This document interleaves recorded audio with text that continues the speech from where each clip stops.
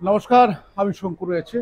তবে এই মুহূর্তে আমি রয়েছি একটি মলে রয়েছে, যেখানে দিলীপ ঘোষের হবু পত্নী রিঙ্কু মজুমদার তিনি এই মুহূর্তে সাজগোজে বসেছে। আমি দেখাচ্ছি, রিঙ্কু মজুমদার রয়েছে এখানে। রিঙ্কুদি, অসাধারণ লাগছে দিলীপ ঘোষের হবু পত্নী। আর কিছুক্ষণ পরে আপনি আপনার কাজ করুন। রিঙ্কুদি, কিছু বলবেন? কেমন লাগছে? হ্যাঁ, মেকআপ করছে। তবে আস্তে আস্তে কিন্তু অসাধারণ লাগছে আপনাকে। অসাধারণটা চিন্তা ভাবনা মানসিকতা দিয়ে হওয়া উচিত। একদম। External looks that's are temporary. Temporary, ঠিক, ফর দ্য টাইম বিং। রিকুদা, আজকের দিনে কিন্তু আপনি গতকাল থেকে আপনি কিন্তু একটা ন্যাশনাল ফিগার, ইন্টারন্যাশনালে পৌঁছানোর মতো অবস্থা। হঠাৎ করে আমি নয়, আপনাদের দাদা। না, দাদা তো ঠিকই আছে, দাদার সঙ্গে এখন বৌদি হঠাৎ করে একটা তারকা চলে এলো। কেমন লাগছে বলুন তো? কাল থেকে বিভিন্ন সংবাদ মাধ্যম আনপ্রেডিক্টেবল আমার জন্য। আনপ্রেডিক্টেবল না?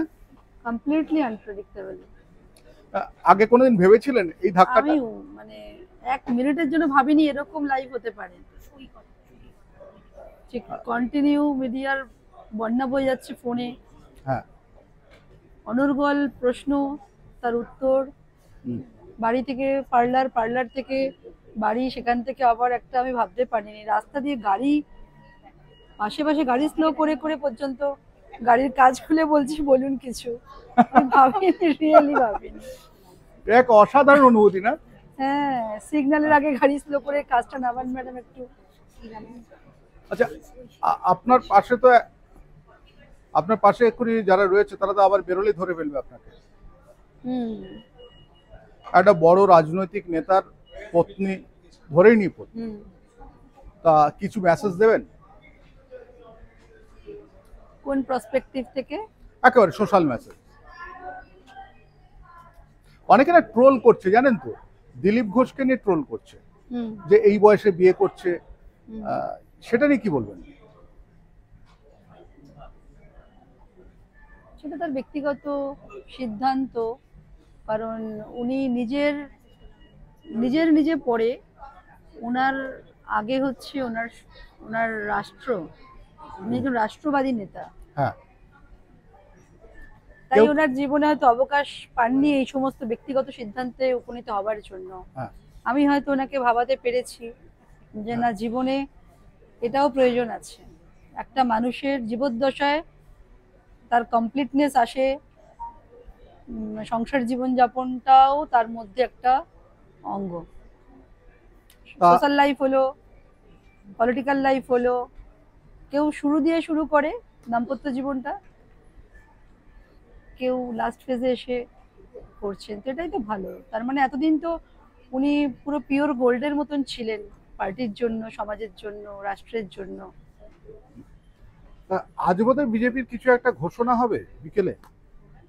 No idea. আমি অনেকে বলছে দিলীপ ঘোষের পলিটিক্যাল ক্যারিয়ার নষ্ট হয়ে গেল, মানে এই ট্রোল শুরু হয়েছে। একদম ভুল কথা। দেখুন, মানে ক্যারিয়ার বানানোর জন্য তো উনি পলিটিক্সে আসেননি। যারা আইডিওলজিতে বিলিভ করেন, আমি ওনার মতাদর্শের মতনই একজন ব্যক্তিত্ব সম্পন্না, তাই আমি ওনার চিন্তা ভাবনাটাকে আমি রিড করতে পেরেছি। তার জন্য হয়তো আমি ওনার সহধর্মিণী হতে চলেছি। আপনার প্রশ্নটা কি ছিল? আরেকবার কন্টিনিউশনটা টানুন। মানে এই যে ট্রোল করা দিলীপ ঘোষের, বেশি রেড করো না, লাইট করে। দিলীপ ঘোষের এই বিয়ে নিয়ে একটা ট্রোল, যে বিয়ে করলে, বিয়ে করার পর হয়তো দিলীপ ঘোষের পলিটিক্যাল ক্যারিয়ারে আঘাত পড়বে। একদমই না, পলিটিক্যাল ক্যারিয়ারই প্রাইমারি থাকবে। আমি সেটাই চাই। আজকে বিয়ে হচ্ছে, ওটাই ওনার প্রাথমিক পরিচয় ছিল, ওটাই থাকবে। দিলীপ ঘোষকে কতটুকু সাজিয়ে তোলার জন্য চিন্তা ভাবনা রেখেছেন? লোকটা বড় ছন্ন ছাড়া। ছন্ন ছাড়াটা মনে হয় আপনাদের জন্য। ছন্ন ছাড়া নন, উনি অনেক ডিসিপ্লিন, অনেক অর্গানাইজড, অনেক ডিসিপ্লিন, অনেক অর্গানাইজড। তাই না? হ্যাঁ, ওরা দূর থেকে মনে হয় যে ছন্ন ছাড়া, অগোছালো, এরকম কিছু না। তা আগামী দিনে কি পরিকল্পনা থাকছে সংসার নিয়ে?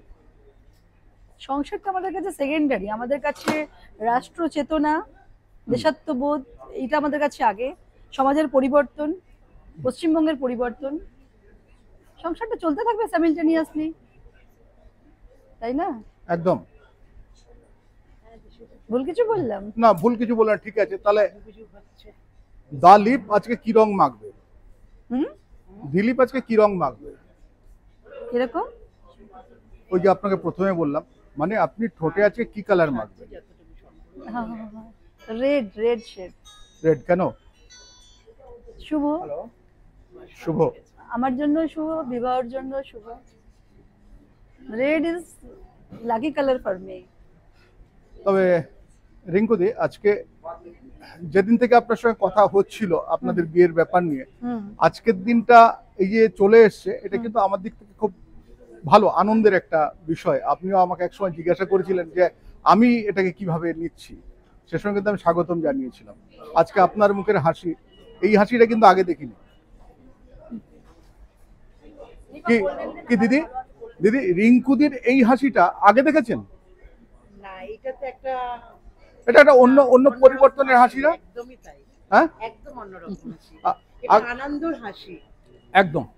আগে রিঙ্কুদির সঙ্গে আমার দেখা হয়েছে, অনেকবারই দেখা হয়েছে, কিন্তু রিঙ্কুদির ঠোঁটে এই হাসি ছিল না। তখন একটা মানে ইনকমপ্লিটনেস ছিল মনের মধ্যে। হ্যাঁ, এখন কোথাও না কোথাও বুঝতে পারছি যে না, সেটা একসময় গল্পে বুঝেছিলাম, ডিজায়ারনেসটা পরিপূর্ণতা পেতে চলেছে ফাইনালি। মানসিক প্রশান্তি, মানসিক শান্তি, হ্যাঁ, একটা একটা দরকার। ইমোশনাল ভ্যাকিউম তো থাকেই না মানুষের স্প্যান অফ লাইফ। যারা সিঙ্গেল থাকেন তারা সেটা বোঝেন। তা ছেলে কোথায় আছে? ছেলে দীঘাতে, ওর 4 দিনের ছুটি পড়েছে, অফিস বেড়াতে গেছে আউট স্টেশন। বিয়ের পরে কোথায় বেড়াতে যাচ্ছেন আপনারা? হ্যাঁ, যাওয়ার তো ইচ্ছা আছে, পুরোপুরি যাবো তো নিশ্চয়ই। 3-4 দিন ম্যানেজ হবে কিনা জানি না। হানিমুন? হ্যাঁ। কোথায়, কোন দিকে, এরোপ্লেনে না ট্রেনে? না, ট্রেনে না, হিল স্টেশন। সময় কোথায় আমাদের জন্য অত টাইম কনজিউম করা ট্রেনে? Hill station.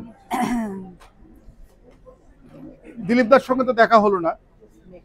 রিঙ্কুদি, রিঙ্কুদি আরেকটু হাসি, আরেকটু চওড়া হাসি রিঙ্কুদি। এই হাসি, এই হাসিটাই চেয়েছিলাম রিঙ্কুদি। ফাইনালি হাসিয়েছে। চওড়া হাসিটা রিঙ্কুদির আজকে, আর খানিকক্ষণ পরে রিঙ্কুদিকে একেবারে অন্যরকম লাগবে, তাই না?